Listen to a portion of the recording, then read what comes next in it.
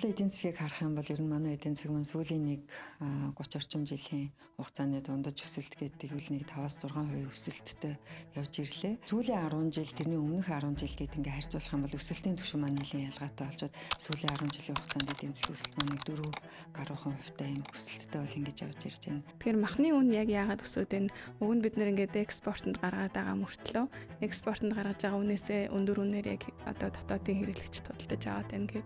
Тэрний цаана яг юм механизм нь яг юундаа байгаад байгаа юм бол за мах бол манай өстө маш чухал бүтээгдэхүүн тийм ээ. Өрхийн төвшөнд гээд яривал энэ маань бол одоо нэг гол нэрийн юм хэрэглээнийхэн бүтээгдэхүүн байгаад байгаа. Хүнсний бүтээгдэхүүний үнийн өсөлтийн гол одоо хөөргөж байгаа үн бол махны үн байна л да. Тэгээд махны үнийн хувьд бол яг урт хугацаанд юу хүлээх вэ? Миний хувьд бол яг одоо хувь хүнийхээ хувьд бол би махны үн цаашдаа өсөх болов гэж хүлээж байгаа. Өсөөсөөч гэж хүлээж байна. Ер нь яг одоогийн нөхцөл байдалд ч юм уу яг иргэд олон нийт ер нь эдийн засгийн төлөв байдлыг ингэж анзаарч харахтаа буруугаар ойлгож байгаа ч юм уу те бас алдаатай одоо мэдээлэл түгээд байгаа тэр тал дээр засаж залруулах зүйл нь таны зүгээс яг юу байна? Яг энэ асуултыг бас ингээд хариулахад бол зэрэг юм олон юм орж ирээд байгаа байхгүй. Тэгээд магадгүй нэг одоо буруу ойлголт юу байж болох вэ гэхээр зэрэг нөлөөний тухай ер нь бол буруу ойлголт айгүй чухал байж болох юм гэж боддог. Тэгэхээр зэрэг аливаа одоо нөгөө бодлого хөтөлбөрийн нөлөөг бид нар бол харахтаа тухайн тэр нөгөө бодлого хөтөлбөр хэрэгжиж байгаа үед нь ажигласан ажиглалтаасаа ингээд нэг нийтлэг юм дүгнэх гэдэг байхгүй. Би тэрийг нөлөөтэй гэж байгаа маань миний таамаглал юм шүү гэдгийг хүн өөрөө хүлээн зөвшөөрчвөл маргаан дагуулад ах нь гайгүй шүү дээ. Энэ хүн өөрөөр таамаглал дээр бид нар хоорондоо маргадаг шүү дээ. Чи тэгж таамаглаж байгаа юм, би тэгж таамаглаж байна. Тийм энэ чи бид нар ирээдүйн угаасаа тодорхойг болохоор ингэж сурцсан. Бодлогын нөлөөгч нь бид нар үнэлэхдээ үнэлж гин гэж бодоод байгаа боловч үнийн иргэдээ энэ маань үнэлгээний тухай таамаглалыг бид нар хоорондоо яриад маргаад байгаа. Сайн мэцхан үзэгчдээ Insights podcast-ийн шинэ дугаар хүрэхэд бэлэн болоод байна. Энэ удаагийн дугаараар бидэнтэй ярилцахаар NRCC компани гүйцэтгэх захирал эдийн засгийн ухааны доктор Алтан Цэцэг хүрээд ирсэн байна. Танд энэ өдрийн мэндийг хүргэе. Урилга хүлээж авсанд баярлалаа. За урьсанд баярлалаа. За тэгэхээр хоёулаа яриагаа шууд ер нь яг Монголын эдийн засгийн өнөөгийн нөхцөл ямар хувь байгаа вэ? Бид нар одоо хамгийн сүүлийн байдлаар нэгдүгээр улирлын эдийн засгийн өсөлт 7.9% та гарсан. За түүний дийлэнхийг нь уул уурхайн салбарын өсөлт тайлбарлаж ийн гэдээ ярьж байгаа. Тэгэхээр таны яг өнцгөөс эдийн засгийн нөхцөл байдлыг тайлбарлавал. Монголын эдийн засгийг харах юм бол ер нь манай эдийн засаг маань сүүлийн нэг 30 орчим жилийн хугацааны дундаж өсөлт гэдэг үл нэг 5-6% өсөлттэй явж ирлээ. За өсөлтийн түвшинд маань бас нэг яг нэг санаа зовох хандлага харагдаж байна гэвэл тэр нь 2000-ад оны сүүлийн 10 жил тэрний өмнөх 10 жил гээд ингээ харьцуулах юм бол өсөлтийн түвшин маань нэлээд ялгаатай болж байна. Дунджаар сүүлийн 10 жилийн хугацаанд эдийн засгийн өсөлт маань нэг 4% юм өсөлттэй бол ингэж явж ирж байна. За гэхдээ ямар ч байсан бусад улс орнуудтай харьцуулахад бол дунджаар бол өсөлттэй тэр тусмаа 4% өсөлт гэдэг бол бас чамлахааргүй үзүүлэлт байх.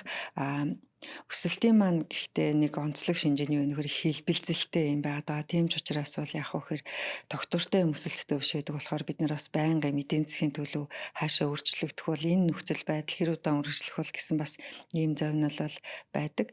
За сүүлийн 1-2 улирлын эдийн засгийн төлөвийг харах юм бол ямар ч байсан 4-р улирал 25 оны 4-р улирал 26 оны 1-р улирлын байдлаар гэхээр эдийн засгийн үзүүлэлтүүд маань ер нь тун одоо дайггүй бол гарсан байгаа. За сая хэлсэнчлэн тийм ээ сүүлийн улирлын өсөлт гэхэд бол 7-оос нэлийн гаруй одоо илүү хувьтай 8 орчим харин 25 оны төгсгөл дээр бол нэг 7 орчим хувийн хоёр өндөр өсөлттэй юм улирал бол өнгөрж байна. За инфляцийн хувьд гэвэл харин инфляц маань бол илүү давтамжтай мэдээлэлтэй байдаг. Тэгэхээр зэрэг сүүлийн 2 сарын байдлаар бол хоёр оронтой тоороо бол эдийн засгийн эдийн засгт ерөнхий үнийн түвшингийн өсөлт маань бол ороод ирж байна. Тэгэхээр энэ маань бас анхаарал татах одоо ийм мэдээлэл гэж ингэж харж байна. Тэгэхээр урт хугацаагаар харуул ямар ч байсан сүүлийн одоо эдийн засгийн хандлага маань бол сайн мэдээтэй байна л гэж харж байна. Тэгэхээр таасаа хэллээ ерөнхийдөө эдийн засгийн өсөлт маань айгүй тийм хэлбэлцэл ихтэй байгаад байна гэд.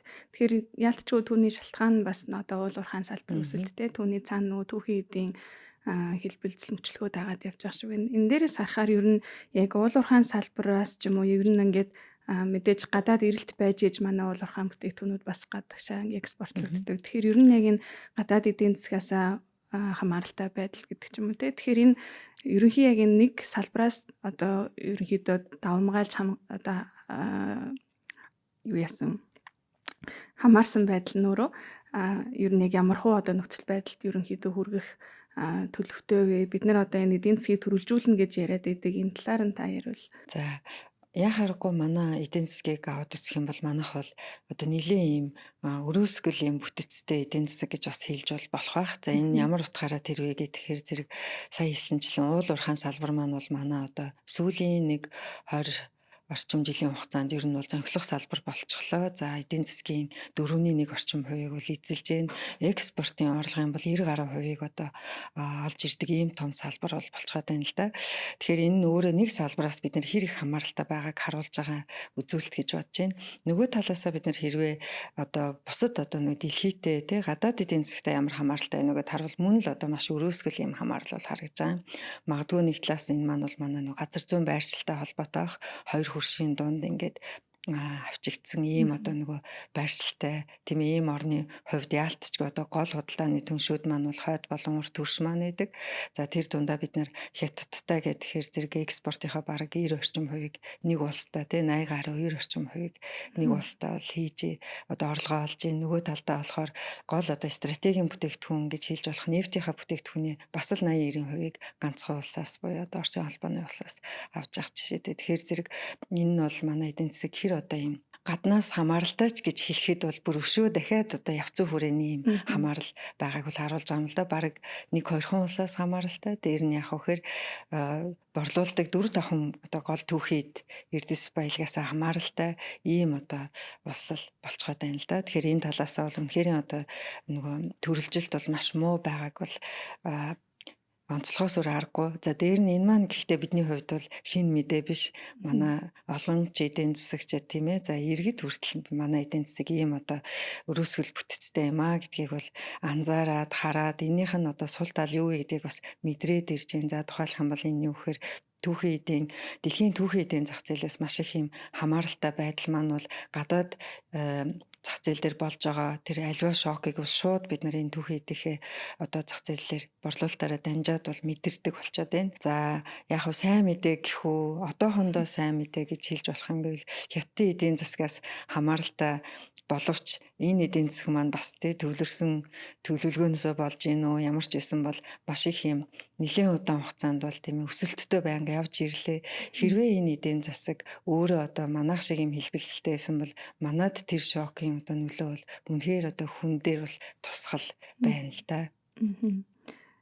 Тэгэхээр ялчгүй одоо хятадын зүгээс одоо бидэнд ирж байгаа гадаад ирэлт ингэж чухал алж байна тийм. Тэгэхээр хэдийгээр ингээ уул уурхайн салбар маань эдийн засгийн ингээ гол хүч болоо явж байна. Ялчгүй нөхцөл байдал юм байна гэж ярьдаг. Тэгэхээр одоо сая түрүүн ихэнд хэлсэн эдийн засгийн өсөлтийн дийлэнх бараг талаас илүү хувь нь одоо уул уурхайн салбар өсөлт тайлбарлаад энэ ялангуяа өнгөрсөн жилийн сүүлээс эхлээд. Тэгэхээр яг энэ уул уурхайн салбарыг бид нэр ингээ сүүлийн за 10-аад жил ингээд эдийн засгийн хамгийн чухал салбар юм а гэдгийг онцлоод яриад байгаа ч гэсэн энэхүү одоо яг салбарын өгөөж нь өөрөө яг биднэрт яг ямар замаар хурж ирээд байна. Иргэд яг тэр одоо салбарын өгөөжийг яг мэдэрч чадчихэв нөө тэр талаас нь таарвал. Тэгэхээр уул уурхайн мэдээж ерөнхий эдийн засгийн өсөлтөөр нь аваад үзэх юм бол өгөөжийг нь одоо мэдэрж байгаа гэж бас хэлэх ёстой байх тийм ээ. Яа тэгэхээр зэрэг уул уурхайн салбар маань энэ одоо сүүлийн 20-30 жилийн нэг 5-6 орчим хувийн өсөлтийн гол одоо өсөлтийг бий болгож байгаа гол одоо салбар байлаа. Тэгэхээр зэрэг энэ утгаараа бол уул уурхайн салбарыг бол бид нар бас ямар нэг хэмжээгээр бол мэдэрж байна. Гэхдээ энэ салбарын өсөлтийг хэр хэмжээнд мэдэрж байгааг бол мэдээж энэ маань бас харьцангуй ойлголт болчихж байгаа. Уул уурхайн салбараас гадна ялангуяа нийт одоо өрхийн түвшинд энэ өсөлт мэдрэгч байгааг бол бас хангалтгүй гэж хэлж болохоор байна. Яа тэгэхээр уул уурхайн салбарын өөрийнх нь бас нэг онцлог бол хэдийгээр үйлдвэрлэлд тийм ээ маш том гол үүрэг гүйцэтгэж байгаа манай хамгийн том салбар болчиход байгаа хэдий ч гэсэн хөдөлмөрийн зах зээл талаас нь аваад үзэх юм бол ажил олгогч гэдэг утгаараа бол харьцангуй маш бага хувь эзэлдэг ийм салбар байгаад байгаа. За тухайлх юм бол нэг манай хөдөлмөрийн нийт ажлагчдын нэг 5-6 орчим хувийг л ер нь бол уурхайн салбар бол авч ажиллуулж байна л да. Тэгэхээр ингээд харахаар зэрэг нөгөө энэ салбарт өөрт нь бий болж байгаа энэ одоо өсөлт тийм ээ энэ үйлдвэрлэл орлого маань болохоор хөдөлмөрийн зах зээл дээр дамжиж нийт эдийн засаг руу очиж чадж байгааг бол энэ нэлээд юм хязгаарлагдмал болчиход байгаа. Тэгэхээр энэ талаас нь харах юм бол бас одоо уул уурхайгаас гарч байгаа тэр өсөлтөөс нь бий болж байгаа эргэн нөлөө маань нэлээд юм одоо шууд одоо өрхөд хүрэх тэр механизм нь бол нэлээд бас хязгаарлалтай байна гэж ингэж хэлж болохоор. Мгм. Тэгэхээр яг ерөнхийн ингээд дүр зургаар нь харахаар уулуурхаан салбарын ингээд одоо нэлийн одоо эдийн засгт үзүүлж байгаа нөлөө илүү нөгөөний гадаадын шууд хөрөнгө оруулалт байдлаар тухайн нөгөө нэг уулуурхаанхаа үйлдвэрлэлийг явуулах чиглэлд нь явуулаад буцаад магадгүй нөгөө нэг уулуурхаан одоо үйл ажиллагаа явуулж байгаа компаниуд нь эргээд нөгөө хөрөнгө оруулагч нартай өгөөж явуулах ч юм уу тиймэрхүү нөгөө нэг буцаад мөнгө нь гатагчлаад байна уу гэдэг нэг тийм одоо байр суурийг зарим хүмүүс бас илэрхийлээд идэг шүү дээ. Тэр талаар та юу хэлэх вэ? За дээрэс нь бас өндөр нэмэд хэлэхэд та сая бас хэллээ одоо уулуурхаан салбар маань одоо хөдөлмөр талаасаа тийм төдийлөн одоо өргөж үзүүлэх байна. Тэгэхээр хөдөлмөр илүү ашигладаг салбар нь мэдээж одоо манайд бол хөдөө аж ахуйн салбар ч юм уу тий байх шиг байна. Тэгэхээр энэ талаасаа яг хөдөлмөр эрхлэлтийг нь дэмжих талаас яг бусад салбаруудаа бас яаж илүү тэтгэж дэмжих боломжтой вэ? Тийм ер нь төрөлжилтийг бид нар ер нь яг яаж одоо нэмэгдүүлэх боломжтой вэ? Саяны эндээс харуул яг уулуурхаан салбарын өгөөжийг одоо мэдрэх огт эдийн засаг мэдрэхгүй байх ингээ гараа тэр бол хэтэрхий өрөөсгөл дүгнэлт авах гэж бодож байна. Мэдээч хэрэг дунджаар эдийн засгийн өсөлт ийм түвшинд барьж байгаа учраас энэ өсөлтийн үр нөлөө бол байна. Уулуурхаан салбараас яг өрхөд очихдоо бол миний хувьд бол гол сууг нь хөдөлмөр гэж хардаг хэдий ч өрхөд одоо уулуурхаан салбарын бас үр нөлөө очиж байгаа өөр суугууд бол байна. За тухайлах юм бол уулуурхаан манай экспортын орлогын одоо гол орлого олж байгаа энэ салбар дээр утгаараа одоо нөгөө экспортоос олж байгаа валютын орлого бүрдүүлэлтээр жишээ нь уулуурхаа бол гол үр гүйцэтгэж байна. За дээр нь уулуурхаан салбар маань өөрөө маш том татвар төлөгч тэр утгаараа бол төсвийн орлогыг бүрдүүлэхэд жишээ нь уулуурхаан салбар бас том үр гүйцэтгэж байна.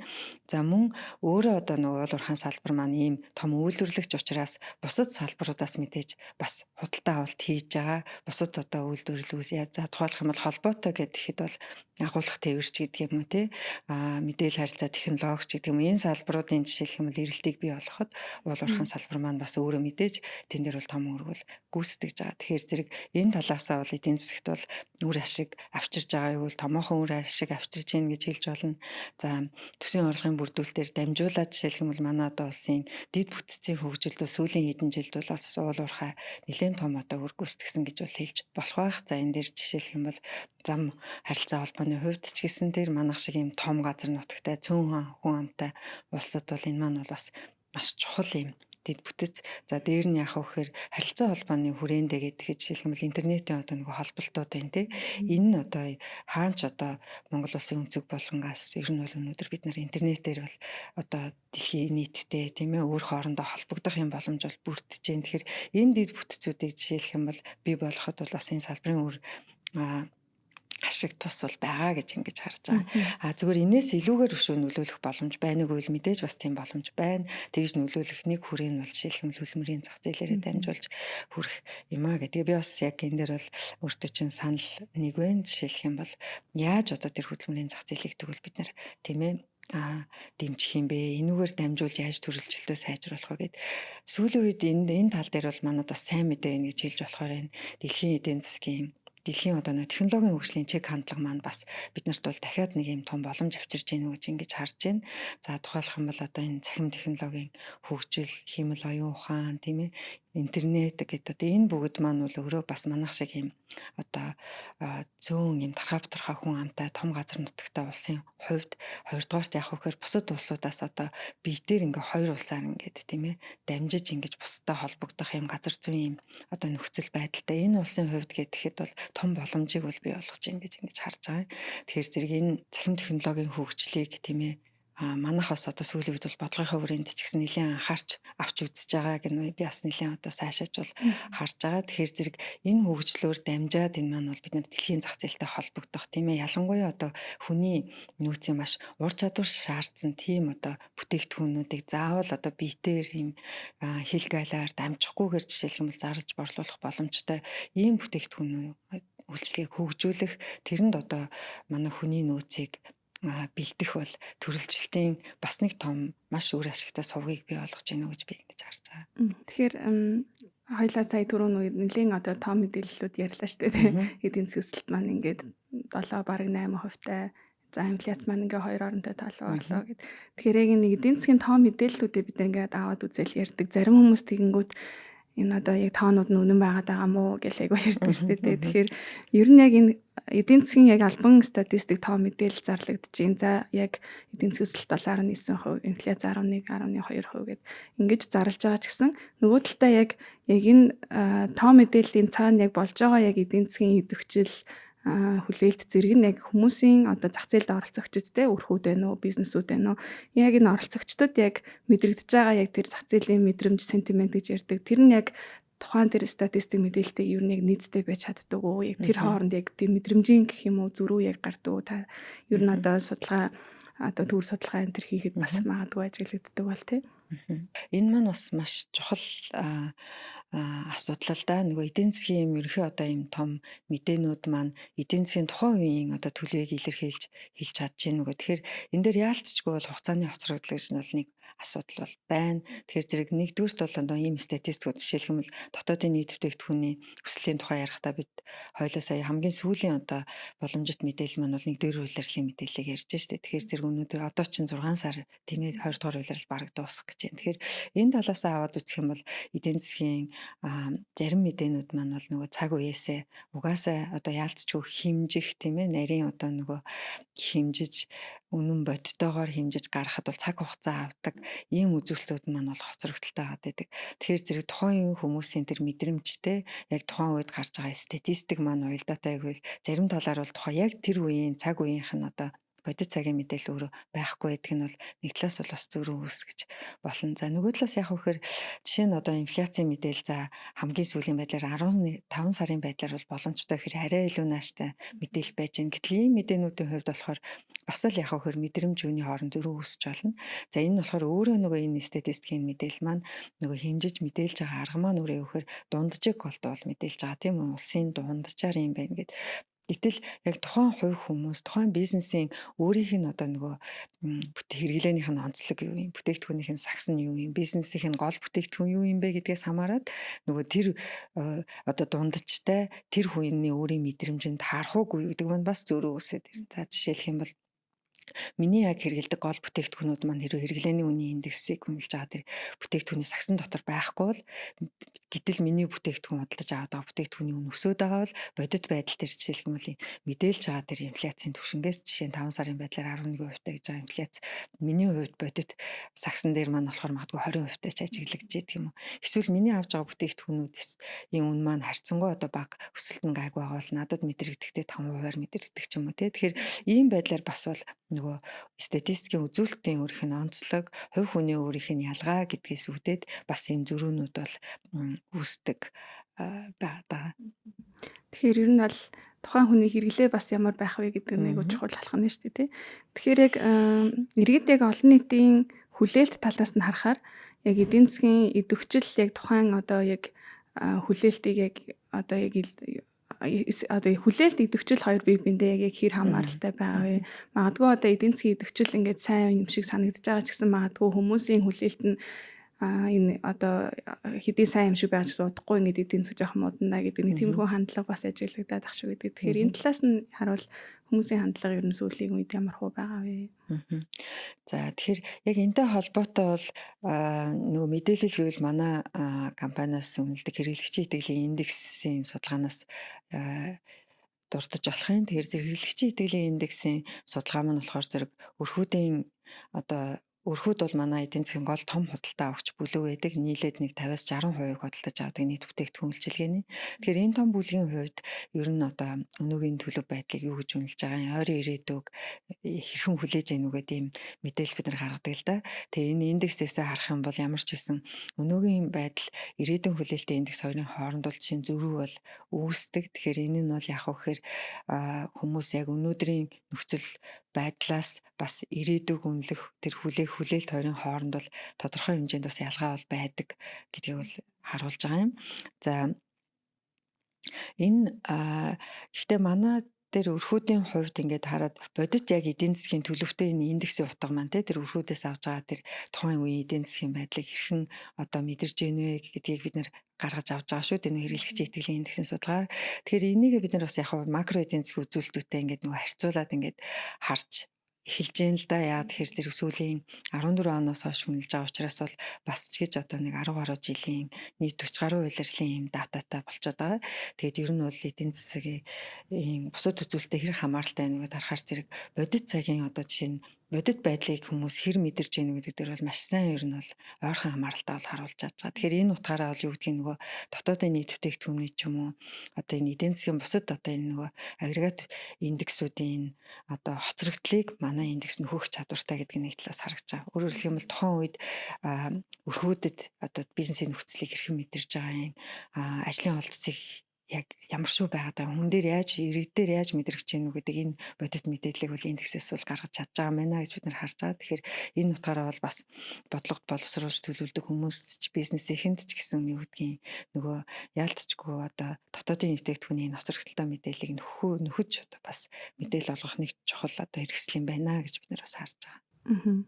Тэгэхээр та түрүүн жишээ авахдаа нэг инфляц дээр ирсэн шүү дээ. Инфляцийг бид нар нөгөө хэрэглэнээсээ шалтгаалаад яг статистик мэдээллээс илүүгээр эсвэл дутуугаар үнэлж болцшгүй гэдэг. Тэгэхээр инфляцийн үед тийм ч гэсэн яг цалин дээр магадгүй бас ямар нэгэн зөрүү үүсдэг үү тий. Статистикаар ингээд ялангуяа ингээд олон нийтийн ярьж байгаагаар статистикаар ингээд нэрлсэн цалин тодорхой хэмжээг ингээ өслөөгээд яриад байдаг. Яг тэр бодит цалингийн өсөлтийг бид нэр яг мэдэрч гин үгүй юу гэдэг дээр бас асуудалтай гэд бас тийм үнцэг нэлээд гараад байдаг. Тэ ялгаагүй нөгөө энэ маань яг нэг юм бол ялангуяа бодлого боловсруулж байгаа эсвэл одоо тодорхой бизнесийн шийдвэр гаргах гэж байгаа ч юм уу хүмүүсийн хувьд бас энд одоо үнцгийг нь харах ёстой л гэж миний бодож байгаа. Тэр маань юу вэ гэхээр зэрэг дата бол дундаж тийм үү дундаж одоо дунджаар ямар байгаа юм бэ гэдэг тэрийг харуулж байгаа. Тэр нь бол хүн болгонд яг адилхан тийм одоо нөхцөл байдал бол илэрж байгаа. Эсвэл хүн болгон яг ижилхэн тийм мэдрэмжтэй байгаа гэж бол ойлгож бол болохгүй маа гэж хэлмээр байна л да. Жишээлх юм бол цалин дээр гэхээр зэрэг энэ маань дунджаар цалин өсөж байгаа нь бүхний цалингийн орлого өсөж байгаа гэсэн үг биш. Магадгүй зарим хүний хувьд бүр цалингийн орлого нь байхгүй болчихсон тий. Ажилгүй болсон ч юм уу одоо нөхцөл байж аж болно. Зарим хүний хувьд бүр дунджаар өсөлтөөс хамаагүй өндөр өсөлттэй тийм ээ илүү одоо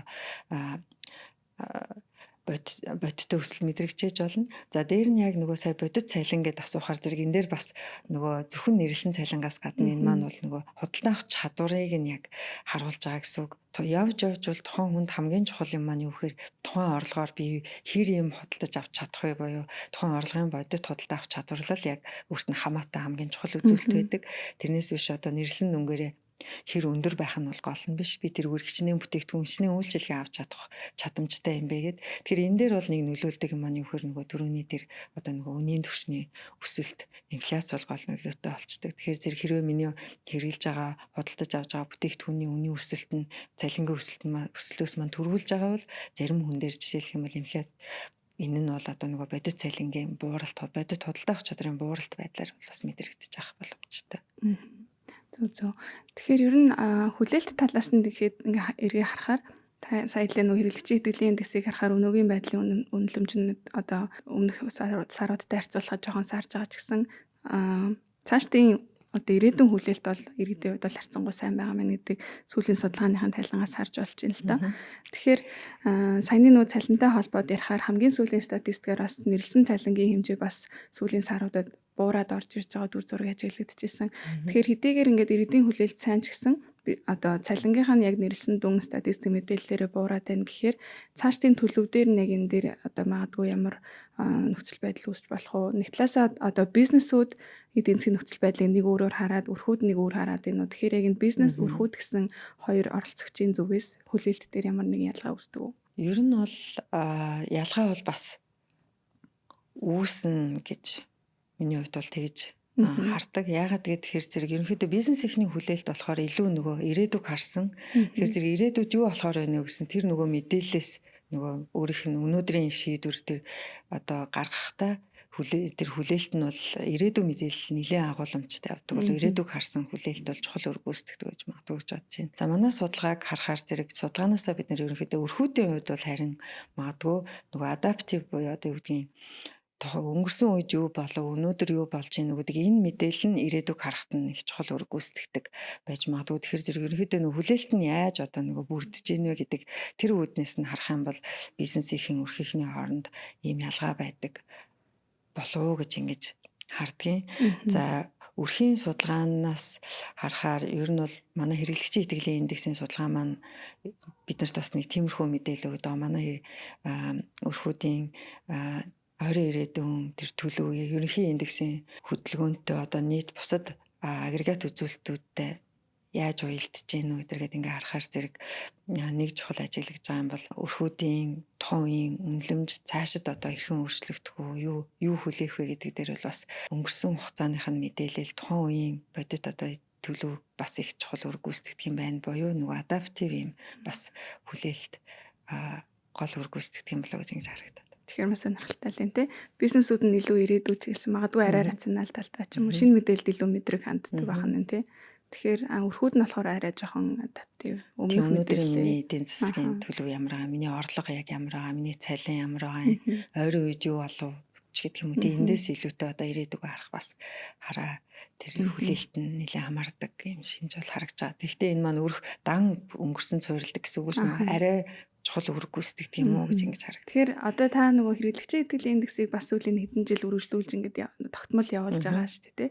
Тэгэхээр ингээд сүүлийн одоо хийгдсэн судалгааны үр дүнгуудээ ингээд ер нь илүү түүхэн урт хугацаанд нь гэх юм уу те динамик байдлаар нь харахаар хамгийн одоо юм сонирхолтой тренд гэх юм уу нэг тиймэрхүү зүйл ажиглагдчихсэн үү?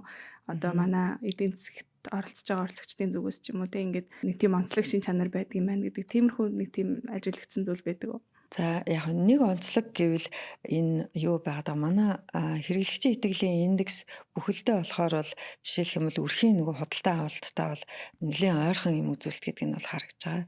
За ингэхдээ яг вөхөр зэрэг манай одоо сүүлд хийсэн судалгаагаар ер нь бол манай хэрэглэгчийн итгэлийн индексийн өөрчлөлт маань бол хоёр улирлаар ер нь бол төрүүлж явж байгаа. Өөрөөр хэлбэл лидинг индикатор муу юм байна гэж бол харагдаж байгаа. Тэгэхээр энэ бол бас нөгөө манай индексийг хэрэглэх юм бизнесийн бодлогын тий нөгөө байгууллагуудад бас чухал мэдээ болов гэж ингэж харагдаж байна. Өөрөөр хэлэх юм бол хэрэглэгчийн итгэлийн индексийн өсөлт бол хоёр улирлын дараа өрхийн зарлага өсөх юм байна гэдгийг бол харуулж чадж байгаа гэсэн. Тэгэхээр ингэж бол таамаглаж чадж байгаа гэдэг утгаараа бол нэг сайн одоо индикатор гэж хэлж болохоор байгаа. Дээр нь энэ дээр нөгөө саяны асуулттай холбоотойгоор юу гэхээр яг энэ индексийн ерөнхий индексийн өөрчлөлт маань өөрөө лидинг индикатор болоод байгаа. Тэрэн дотор одоо нөгөө гол үр гүйцэтгэж байгаа нь болохоор нөгөө expectation index, хүлээлтийн индекс, өнөөгийн байдлын индекс гэж бид нар дотор хоёр бүрэлдэхүүн үнэлж байгаа шүү дээ. Тэгэхээр өнөөгийн байдлын индекстэй энэ айгүй илүү уялдаж байгаа байхгүй. Өөрөөр хэлбэл эндээс бид нар жоохон адаптив юм суур байгаа юм байна гэдгийг гаргаж ирээд байгаа гэсэн үг.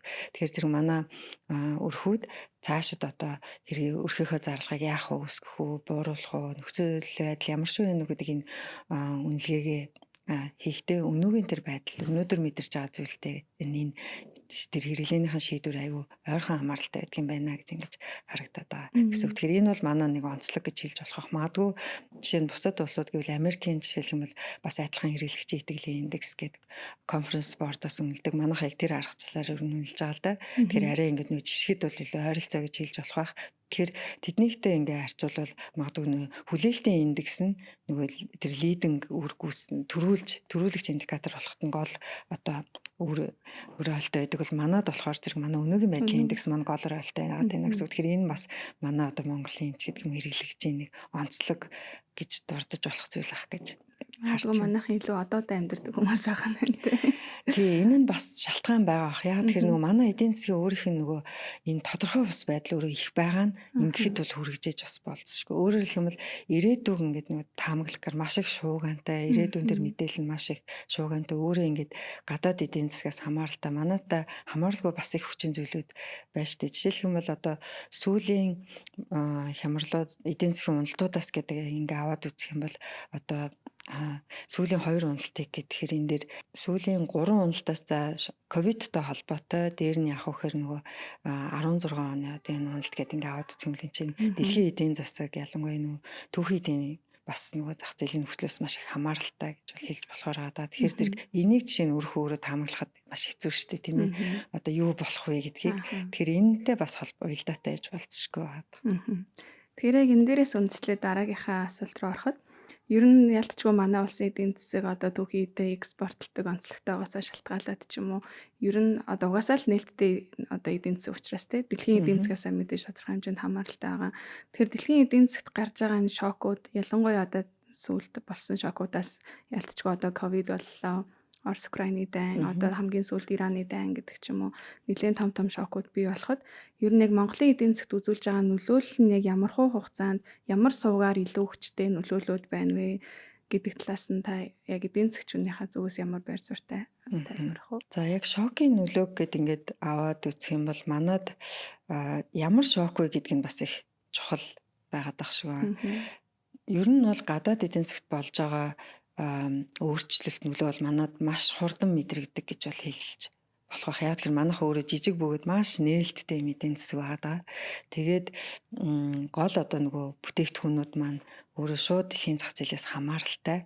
Тэгэхээр зэрэг дэлхийн зах зээл дээр тэр ялангуяа түүхийн эдийн зах зээл дээр гарч байгаа аливаа өөрчлөлтийг бол манайх шууд одоо мэдэрдэг гэж бол хэлж болно. Тэгэхээр зэрэг юу гэдгийг тэнд бол нэг хоцрогдлаа гэж ярихад бол үнэхээр хэцүү. За үүний нэг томоохон жишээг хэлжих юм бол дэлхийн эдийн засгийн 2 дугаар их хямрал гэж хэлж болох тийм ээ. Одоо 2008 оны хямрал байна. Тэр үед ихэд манай эдийн засаг бол шууд л одоо тэн дээр дэлхийн зах зээл дээр болж байгаа тэр хямралыг дэсийн үнээрээ дамжуулаад шууд л мэдэрсэн. 2009 оны 1-р улирал манайх ч одоо маш юм уналтын хүнд байдалд бол орол ихсэн байгаа. Тэгэхээр зэрэг энэ нь өөрөө юу гэхээр нэг дэлхийн зах зээл дээр болж байгаа аливаа өөрчлөлтийг бол маш хурдан манайх мэдэрдэг гэдгийг л бас харуулж байгаа. Ямар шок вэ гэд яг шокын дотроо угаасаа тэгэхээр нэг юм бол манай эдийн засаг, дэлхийн эдийн засаг, дэлхийн эдийн засгаар гарч байгаа аливаа сөрөг өөрчлөлтөөс маш их хамааралтай гэдэг нь бол өгсөн зүйл болчиход байгаа. Тэгэхээр энийг би бас юутай нөгөө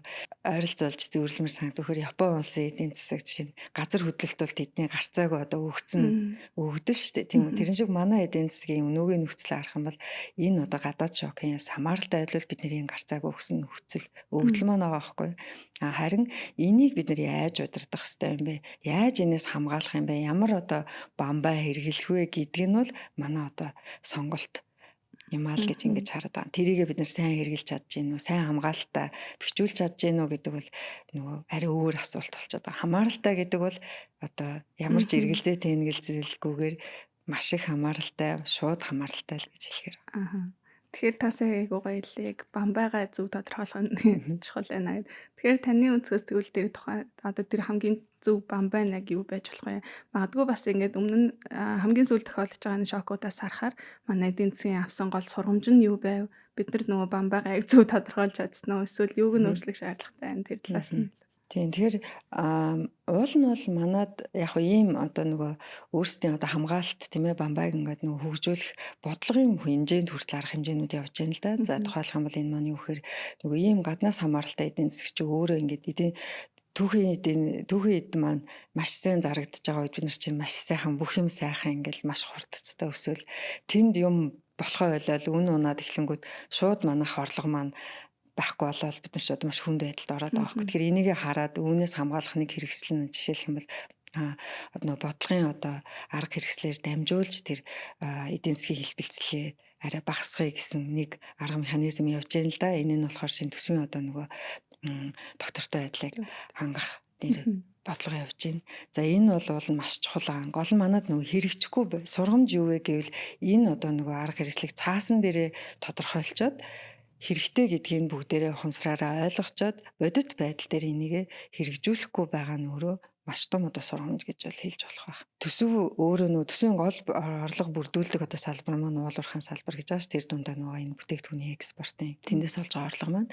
Тэгэхээр зэрэг дэлхийн зах зээл дээр дөхөн эдийн үнэ унангууд энэ шок бол шууд шинэ төсвөөр дамжаад манай дээр бол мэдрэгдээд байгаа байхгүй. Тэгэхээр зэрэг энийг бол бодлогоор хамгаалах боломжтой байвал боломжтой эдийн засаг дэлхийн зах зээлийн нөхцөл байдал дунджаас маш сайхан байгаа үед нь бид нэр хуримтлуулчаад харин нэлээд доогоор хүнд байдалд ороод орлого маань тасалдах үед тэр хуримтлаа хэрэгжилчдэг л бай гэсэн ийм л бодлого байгаа байхгүй. Тэгэхээр зэрэг энэ улс төрийн хүрээнд ч тийм ээ эдийн засгчдын хүрээнд ч иргэдийн хүрээнд ч энийг харж гэн чухал гэдгийг ойлгож гэн гэхдээ манай бодлого бол хэрэгжүүлж байгаа хүмүүс маань энийг одоо яг бодит байдал дээр хэрэгжүүлэхгүй байгаа нь маш том утас сургамжийг бид нарт 16 оны жишээлх юм бол эдийн засгийн үнэлт бол маш том сургамж авчирсан гэж бол хэлмээр байна л да. Тэгээд эндээс сурж ийн үгүй юу гэдгийг нэ.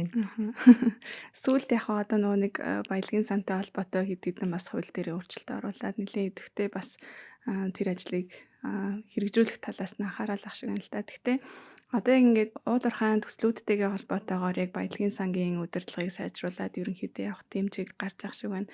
Гэхдээ энэ дээр яг таны зүгээс хэлэхэд одоо баялагын удирдлага бол мэдээж одоо яг таны хэлдэгчлэн те саяны одоо buffer үсгээд буцаад тэрийг эдийн засгийн уналттай үедэд ашиглах хэрэгтэй гэдэг. Тэгэхээр яг энэ одоо докторжуулалтын гэдэг ч юм уу одоо бид нар янз бүрийн байдлаар л нэрлээд ирсэн л дээ те докторжуулалтын сан одоо ирээдүйн өв сан гэд бас дунд нь ингээд зориултаар нь хаваадлаад ах шиг байна.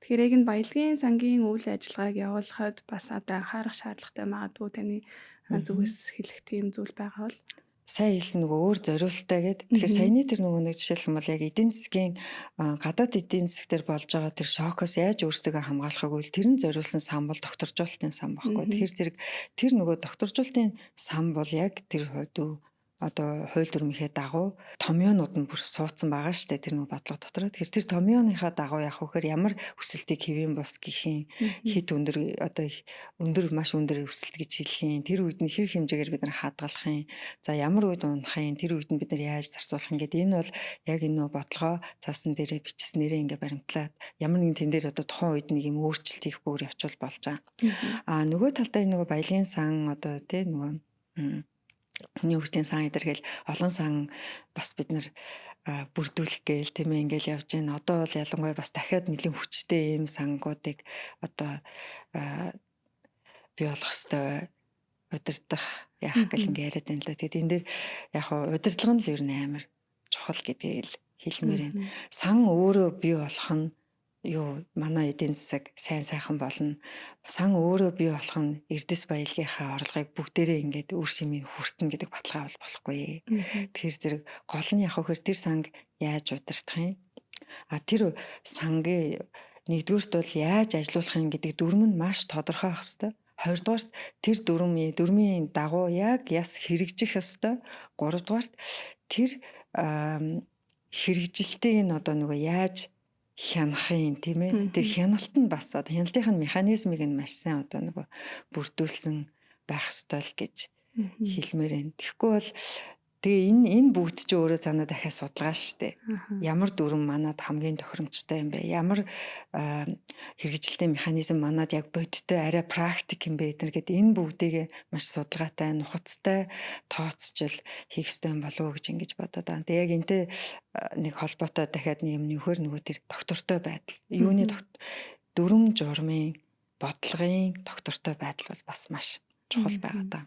Тэгэхээр ийм одоо өв сангууд, ийм одоо механизмуудын зохицуулт нь өнөөдөр яагаад шинэ төсвийн доктортой байдлын тухай хууль те сайн хэрэгжихгүй байна вэ гэвэл цаасан дээр хүртэл бид нар байнга өөрчлөлт хийгээд байгаа хгүй юу. Энэ жилдээ жишээ нь энэ тоогоо тэд болгочоо дараа жилээс яг энэгээр нь мөрдөө ч юм уу ингэснээс л болж өнөөдөр энэ байдалд орчиж байгаа хгүй. Өөр дотоодын бүтээгдэхүүний яг зохистой харьцаа хэд юм бэ? Эдийн засгийн яг доктортой өсөлтийн түвшин хэд юм бэ? Тэргээ энэ тоонуудаар ингээл оролдоод наашин заашин болгоод явчихаар эн чинь нөгөө бодлогын доктортой байдал байхгүй. Тэгэл эдийн засгийн нөгөө бид нарыг хамгаалах ёстой механизм маань ажиллахгүй юм л байдал руу ороод байна л да. Тэгэхээр ер нь бол тодорхой бус байдлаасаа үүдээд ер нь эдийн засаг өөрөө ингээд уучраа болохгүй нэг тиймэрхүү нэг нөхцөлөд л үүсгээд байгаа шүү дээ. Тэгэхээр та түрүүн бас нөгөө нэг яриан дундаа хэлжсэн ер нь манай эдийн засаг өөрөө тодорхой бус байдланд хамгаалаад байгаа учраас иргэдийн хүлээлт ч гэсэн ер нь бол илүү нөгөө өнөөгийнхөө нөхцөл байдал дээр үндэслээд ах шиг байна гэд. Ялваа шокийг одоо тохиохоос өмнө тэгэхээр ер нь яг тохиолох одоо боломж нь ер нь хэр байдаг юм бэ? Манай эдийн засгийн онцлогоос магадгүй харах юм бол тий уулуурхай одоо түүхийн эдийн үнэл ерөнхийдөө урдчилж харж ивэл илүү зүгээр ч юм уу тий. Тэгэхээр ер нь нэг аливаа одоо ер нь шок нь болох гэдэг нэгдээ урдчлаад мэдэх боломж ер нь байна уу? Энэ дээрээс үндэслээд бас асуухад цаашаага бид нар ер нь яг ямархуу эрсдэл тохиож болцшгүй байна гэж ер нь харж байгаа вэ? Яг таны зүгээс бас. Миний хувьд бол яг нөгөө шокийг одоо урьдчилж бид нар хизээ болохыг ингэж нөгөө анзаарч бодлогоо ингээд энэ маш хэцүү бодоход бол онлын хувьд бол тийм ээ маш үр ашигтай байж болох юм тий удахгүй ингээд тэд үйлрэлийн дараа түүхэн эдийн зах зээл дээр манай зэсийн үн буурах нэ нүүрсний үн тэхнэ бид нар ингээд энэ нь өөрөө таамаглахад угаасаа маш хэцүү юм хэдийнэ энэ дээр маш олон тоглогчтой дэлхийн зах зээл дээр тэгээд яг хөр аливаа тэнд гарах чаас системтэй юм өөрчлөлтийг тэр хэдийнэ тэр зах зээлээр тоглогчид шийдвэртээ ингээ оруулчаад байдаг. Тийм болохоор юу гэдгийг тэдний ингээ анзаараагүй үлдээсэн ингээ бид нар олж харах тийм одоо өөрчлөлтүүд нь маш хэцүү. Тэгэхээр энэ утгаараа бол миний хувьд яг шокийн нөлөөг ингээ бид нар урьдчилж харж тэрэнд ингэж бэлдэх гэвэл маш их өндөр зардалтай бөгөөд үр ашиг муутай бодлого байх болоо гэж ингэж хараад байгаа. За тэг ялангуяа түүхийдийн зах зээл жишээлх юм бол тэ сая хэлсэн шалтгаанаар ингээд таамаглаад яг тэнд нь ингээд хэрвээ тэгж таамаглаж болохоор гэсэн бид нар бас нэлээд овоо гайгүй бас арга хэмжээ авч болохоор хоёрдугаар тийм шоконд тэр нь өөрөө одоо гинтийн шин чанартай учраас бэлдэх хугацаач гэдэг юм уу те тэнд дасан зохицох хэдэн гэсэн хугацаа бараг биднэрт өгөхгүй. Тэгэхээр энэ талаасаа бол үр шиг юм уу те. Хоёрдугаарт эрүүл мэндтэй холбоотой одоо ковидын шок биш жишээлх юм бол тэрийг бид нар бол бүр хинж хаанч манай улс байтугай дэлхийд даяараа олж хараагүй л тэг хүлээж байгаагүй шок. Тэгэхээр зэрэг өөрөө одоо шокын мөн чанар нь юм байгаа даа. Тэгэхээр юунд бид нар бэлтгэхүүхээр шок бол тохиолдох нь бол нэг өдөр тохиолдох нь гарцаагүй. Ямар хэмжээнд тохиолдохын хүртэл зөв таахад хэцүү шүү дээ. Тийм хэр аюултай хэмжээнд байх юм бэ гэдгийг таахад хэцүү. Тэгэхээр ерөнхийдөө ямар нэг юм хэлбэлзэл болвол бид нар яаж тэрэнд бэлтгэх юм бэ л гэдгээ бодох нь зөв юм шиг санагдаад. Жишээлх юм бол яг л газар хөдлөлтөнд бэлддэг шиг газар хөдлөлтийн нөхцөлд амьдарч байгаа учраас байшин барилгаа барихдаа тэрний одоо нөгөө тэдэн баал төсвөртэй байх юм технологи хөгжүүлээ тэгж барья гэдэг шиг манайх нэгэн дэлхийн юм эдийн засгаас гаднаас хамааралтай учраас энд бол одоо нөгөө хамгаалтынхаа механизм л яг бодиттой ажиллаулъя гэдэг дээр илүү анхаарчвал энэ бол яг гаднаас өөрсдөө хамгаалах нэг арга байгаа. Яг хоёр дахь яг биднээс хамаарал харамсалтай нь юу гэхээр манай тодорхой ус байдал ганц одоо гаднаас хамаарат юм бас өгүүлээ ганц одоо юм гадаад эдийн засгийн төлөв байдлыг муулах бол бас өрөөсгөл. Яа тэгэхээр биднээс өөрсдөөс хамааралтай бас шокын нөлөө байгаад байгаа байхгүй. Жишээлх юм бол манай төрийн энэ бодлогын хэрэгжилт, бодлогын өөрчлөлт өөрөө маш гинтийн ийм шин чанартай бол байдаг, маш хурдан нөхцөл байдал руу юм одоо хариу үйл үзүүлэх маягтай. Тэгэнгүүтээ тэр нь болохоор тухайн зөвхөн нөхцөл байдал биш, дахиад тэрнээс цаашаа юм үргэлжилсэн юм давхар дам нөлөө агуулах ийм одоо нэг бодлогын өөрчлөлтүүдийг огцом ингэж хийгээд байдаг. Энэ нь өөрөө эдийн засагт бол маш одоо шаардлагагүй тодорхой ус байдлыг нэмэгдүүлээд байгаа байхгүй. Тийм учраас л би дахин тэр бодлого, дүрм журам, хуулийн хэрэгжилтэн тогтвортой урт хугацаа харсан. Тэгээ нэг гарцсан бол нэг хэсэгтээ өөрчлөгддөггүй тийм баймар байна л тэн дээр л нэлээ анхаармар санагдаад идэх юм. Ялч чухал асуудал шүү дээ. За тэгвэл одоо ерөнхийдөө хоёлаа яриагаа өндөрлөх тийшээгээ хандъя гэж бодож байна. Тэгэхээр эдийн засгийн ер нь яг одоогийн нөхцөл байдлыг харуул. За хоёлаа саяны ярианаасаа харахаар одоо иргэдийн хүлээлт маань ерөнхийдөө ирээдүйдээ бас гайгүй мүү гэж ерөнхийдөө харж байна. Эдийн засгийн өсөлт маань бас доктортой ингээд өндөр өсөлтөд хадгалаад явж байна. Түүний цаана мэдээж уулуурхайн төслүүд амжилттай явж байна гэдээ ярьж байна л та. Гэхдээ бас нэг тоог нь харахаар худалдаа үйлдвэрийн салбарын эдийн засгийн өсөлт нь бас харьцангуй саарад ирж гинүү гэсэн том статистик бол ажиглагдаад байна. Тэгэхээр ер нь бол таны зүгээс яг эдийн засгийн цаашдын төлөвийг юу гэж харж байна? Магадгүй одоо уулуурхайн одоо бүтээгдэхүүнүүдийн маань одоо экспортын үнэ нь магадгүй одоо саяны ярьсан шиг те гинтийн одоо ямар нэгэн шок тохиогоод унчлаа гэж бодоход бид нэр яг эдийн засгийн авч явахад одоо цаана бусад салбаруудын маань одоо төсчүүлдэг чадвар хэр байгаа вэ? Ер нь цаашдаа эдийн засгийн өсөлт богино дунд хугацаанд ямар хөө байх вэ? За миний хувьд бол ямар ч байсан эдийн засгийн өслөг бол өөдрөгөөр харж яана орс ойрын хугацаанд манай эдийн засаг гайгүй өсөлттэй байх болоо энэ маань бол нөгөө уулуурхаагаа хараад нөгөө талаасаа сүдэ аж ахуйгаа хараад за тэгэхээр зэрэг ямар ч гэсэн энэ хоёр салбар маань бол гайгүй өсөлттэй байчих юм бол манай эдийн засаг ойрын үедээ бол бас нэг олон улсын байгууллагууд энэ таамаглаж байгаа манайхан ч өөрсдөө таамаглаж байгаа нэг 5-6 орчим хувьтай бол байх болов гэсэн юм хүлээлт бол энэ. Гэхдээ энэ маань анхааруулгатай нөгөө яагаад тэгэхээр зэрэг сайн хэлсэнчлэн дэлхийн нөгөө эдийн засаг дэлхийд болж байгаа үйл явдлууд манад бол бас ямар нөлөө үзүүлэх үү гэдэг дээр бид маш болгоомжтой хандах хэрэгтэй. Тэгэхээр сүүлийн үед бол зөвхөн манай дотоод одоо тодорхой ус байдал биш дэлхийн нийтээрээ ер нь бол тодорхой ус байдал маш их нэмэгдчихэд байна. За энэ нэг талаас бол улс төрийн тийм ээ улс хоорондын юм харилцаа юутай холбоотой одоо дайн тийм энэ маань өөрөө бол маш тодорхой байдлыг бол үүсгэж байна. За нөгөө талдаа мөн одоо технологийн сүүлийн үед эрчимтэй хөгжиж байгаа одоо нөгөө хиймэл оюуны технологийн жишээлбэл энэ хөгжилтэй холбоотой бас маш их тодорхойгүй байдал бол ер нь бол үүсэж ирж байна. Тэгэхээр ийм одоо нөгөө тодорхой байдал маань ганц биднийх биш байна. Өөр улс, өөр газар орон нутаг дэлхийд даяараас ер нь бол тодорхойгүй нөхцөл маш их нэмэгдэж байна гэдэг нь одоо бас нэг сонирхолтой яг энэ жилийн гэдэг юм уу магадгүй онцлог байна гэж хэлж болохоор ах. Өмнө жилүүдэд урд өмнө бол миний хувьд одоо манайх амар тодорхойгүй байгаа юм л гээд ингэж итгэсэн. Одоо бол дэлхийд даяарын технологийн чиг хандлага хаашаа өөрчлөх үү гэдгийг хүртэл бас хэлэхэд айгүй хэцүү байгаад байна. Тийм болохоор энэ нь өөрөө бас нэг одоо бидний амьдарч байгаа яг энэ цаг үеийн маань бас онцлог байна уу гэж ингэж харж байна. За тэгээд одоо харин нэг том анхааруулга бол яг манай ойрын хугацаанд гэвэл инфляц гэж харж байгаа. Инфляц хоёр орондоо тоороо ороод ирж байна гэдэг бол Монгол банкны хувьд бол маш том одоо сорилт бол үүсэж байна гэсэн. Тийм учраас бол одоо нөгөө Монгол банкны мөнгөний бодлогын хувьд ч тэр сангийн бодлогын хувьд ч тэр энэ маань бол одоо энэ эх жилийн одоо нөгөө төсвийн нөгөө төлөвлөлт за тэгээд мөнгөний бодлогын одоо энэ нөгөө төлөвлөлт мөнгөний бодлогын арга хэрэгслүүдээр маш няхуур болгоомжтой хандахгүй бол энэ маань өөрөө бол бас том эрсдэл дагуулж байна л гэж ингэж харж байгаа. Яг энэ дээр яг уу санаанд орчлоо л доо.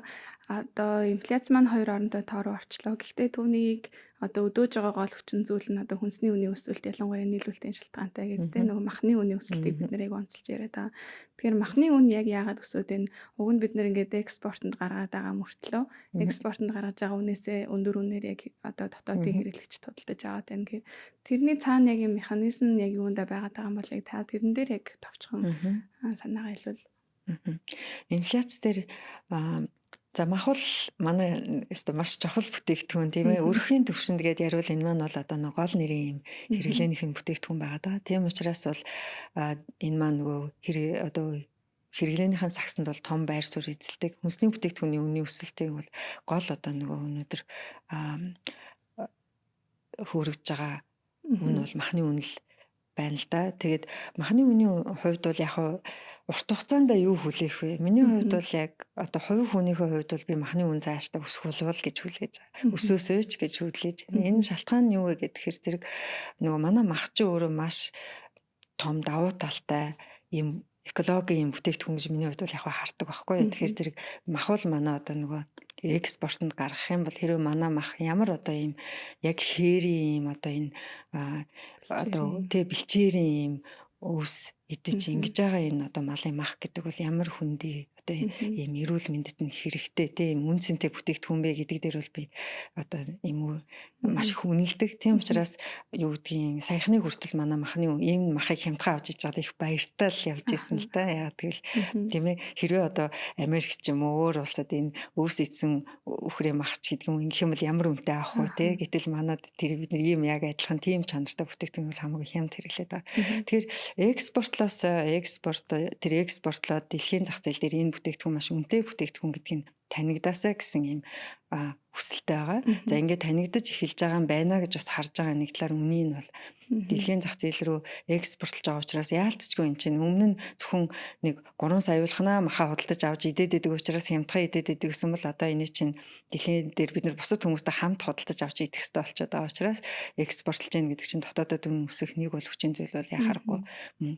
Энэ гэхдээ муу мэдээ юм бол үгүй. Яагаад тэгэхээр зэрэг энэ мах чинь манай өөрийн давуу талтай бүтээгдэхүүн учраас бид нар дэлхийн зах зээл дээр илүү үнэтэй зарах хэрэгтэй юм л да. Тэгэхээр шууд одоо манай энийг экспортлж байгаа хүмүүс л надаас илүү сайн мэдээлэлтэй байгаа магадгүй тэднээс асуух юм бол тийм ээ одоо үн цэнийг ойлгож гин үү хэр үнээр борлуулж байгаа энэ цаашид магадгүй одоохондоо хэрэг хямд зарж байгаа шалтгаан нь юу юм үнэ таниулах шалтгаан ч бас байгаагүй л үүсэхгүй нөө бүтээгдэхүүнээ таниулах шалтгаан байгаагүй л үүсэхгүй ирээ явандаа бол яа харахгүй манай бүтээгдэхүүн ийм одоо нөгөө ирээдүг нь харвал амжилттай орой гаргаж чадах юм бол энэс илүү өндөр үнээр бид нар баг авч идэх хөлөө гэж бол би бол тэгэж харж байгаа.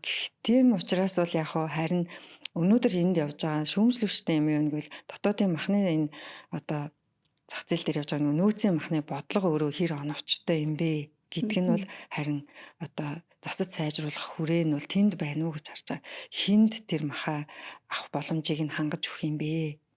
Нийтээрээ ингээд зараад тэгэнгүүтээ эндээ маш хямдхан үнээр ингэж мах идэх ёстой юм уу? Эсвэл яах вэ гэхээр яг үнэхээр одоо тэр энэ чинь эрүүл мэндийн хувьд ч гэсэн хөрхийн чухал бүтээгдэхүүн учраас тэр махыг одоо тодорхой хүрээнд, тодорхой тэр бүлэгт нь, тодорхой одоо тэр үнээр нь өгөхөд энэ бодлого нь чиглэх ёстой юм. Тэрнээс биш нийт одоо юу гэдгийг махны зах зээл дээр махны үнийг хямд байлгах бол бодлогын одоо зорилт бол байх ёсгүй гэж ингэж хараад байгаа.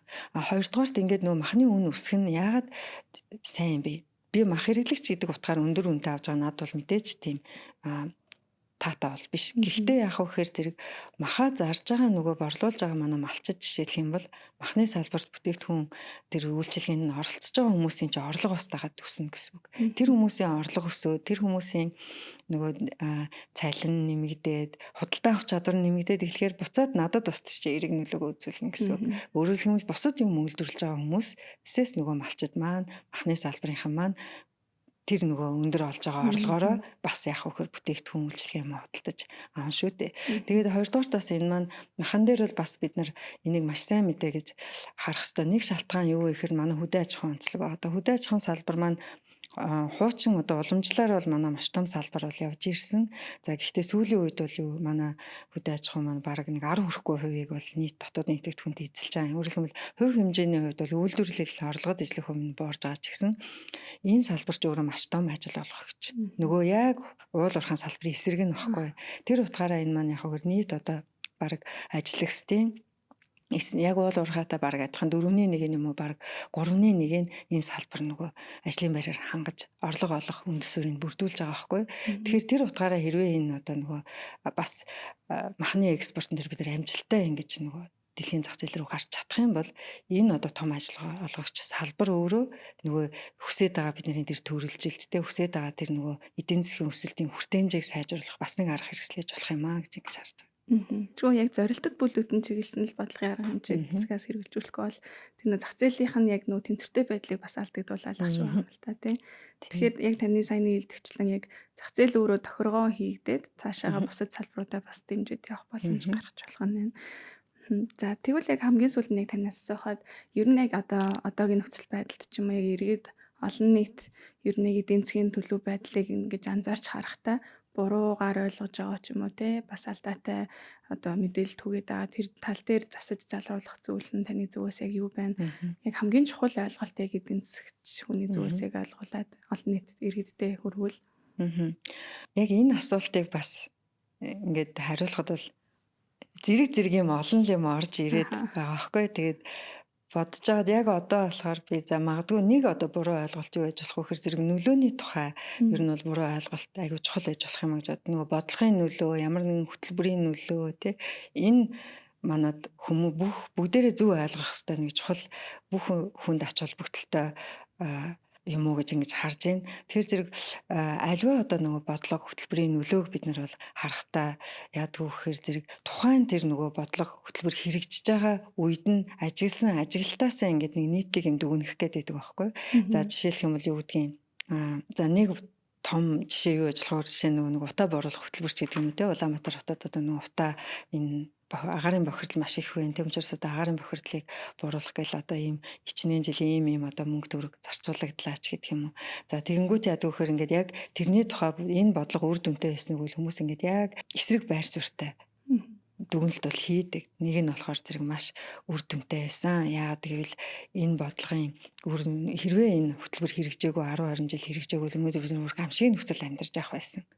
А нөгөөх нь яг эсэргээр үгүй энэ бодлого ямар ч үр дүн алга хичнээн их найдаар нь бид нар мөнгө рүү төгрөг үрчээд тэгээ одоо өнөөдөр хаар утаатай бид нар ийм нөхцөлд өгүүл ингээд байж гин гэдэг ингээд энэ хоёрыг хоёуланг нь буруутгахад хэцүү байгаа даахгүй. Шалтгаан нь юу вэ гэхээр аливаа бодлогын үр нөлөөг бид нар үнэлэхдээ өөрийнхөө төсөөлөлтөд харьцуулж үнэлээд байгаа гол учир нь байгаа.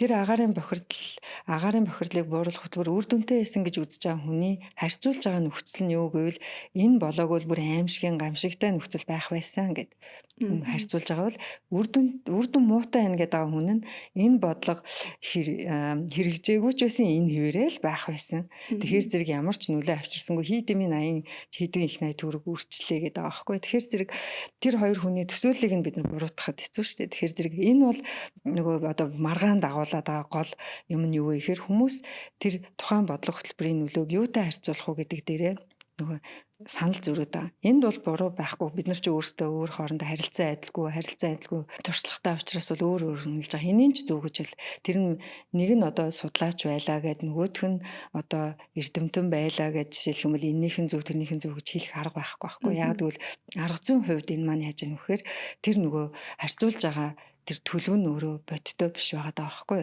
Тийм учраас энэ биднэрт ямар одоо нөгөө ийм буруу ойлголт бол дими юм маргаан дагуулдаг. Тэгээд яах вэ гэхээр зэрэг өөрийгөө нөгөө би миний зөв гэд хэн шийдэж чадахгүй юм байдруу авчдаг. Тэгэхээр энэ буруу ойлголтыг засаж залруулах арга зам нь юу гэж болох вэ гэвэл тэр нөгөө судалгаанд найдах, нотлогоо шаардах. Би тэгж бодож ээж болно. Өөрийнхөө тэр нөгөө бас би бол таамаглаж байгаа гэдгийгээ бас хүлээн зөвшөөрөх. Энэ бол чухал юм болов уу гэж ингэж хараад. Өөрөөр хэлбэл би тэрийг нөлөөтэй гэж байгаа маань миний таамаглал юм шүү гэдгийг хүн өөрөө хүлээн зөвшөөрчвөл маргаан дагуулад ах нь гайгүй шүү дээ. Энэ хүн өөрөөр таамаглал дээр бид нар хоорондоо маргадаг шүү дээ. Чи тэгж таамаглаж байгаа юм, би тэгж таамаглаж байна. Тийм энэ чи бид нар ирээдүйн угаасаа тодорхойг болохоор ингэж сурцсан. Бодлогын нөлөөгч гэсэн бид нар үнэлэхдээ үнэлж гин гэж бодоод байгаа боловч үнийн иргэдээ энэ маань нүглэний тухайд таамаглалыг бид нэр хоорондоо яриад маргаад байгаа хгүй. Тэгэхээр улс төрчдийг ч гэсэн ингээд те нөгөө бодлогын энэ байгууллагуудын төрийн байгууллагуудын хүмүүсийн ч гэсэн дүгнэлт юуг бид нар сонсохдоо яг ийм нүдээр харж сонсч энэ хүн өөрийн таамаглалаа ярьж гин үү? Энэ хүн эсвэл нотлогоо ярьж гин үү гэдэг ийм шинжүүр жишгээр хэрвээ тэрэнд ханддаг болчих юм бол энэ нь одоо юу гэдгийг нөгөө бодлого альва бодлого маань судалгаатай үндэслэлтэй явдаг болох өөр хоорондоо бид нар ярихдаа нөгөө тийм үр ашиггүй марахын оронд нотлогоотой ярина. Нотлогоо байхгүй бол бид нар хаана нотлогоо байхгүй байгааг илрүүлж яах гэж өөрөө бас том ололт байхгүй. Энийг чи бид нар нотлохгүй болохгүй юм шүү дээ. Энд чи бид нар хинт ч энэ талаар ямар нэг нотлогоо байхгүй байгаа юм биш тэгээд тэр энийг л ер нь онцолж ярьж зүгээр юм уу гэж бодлоо. Тэгэхээр нөгөө талдаа бас нөгөө бодлогын зорилт нь бас өөрөө үр дүн тий тодорхой байвал тэр нөгөө үр ашиггүй маргааныг бас дэгдэхгүй байх нэг чухал хүчин зүйл болох гэдэг шүү дээ. Аливаа бодлогыг юу нэржүүлэхэд яг ямар зарлаар ямар ингээд арга хэрэгсэл ашиглахын ямар үр дүн зорилгын тийм ээ. За маш чухал ойлголтыг хэллээ гэж бодож байна шүү.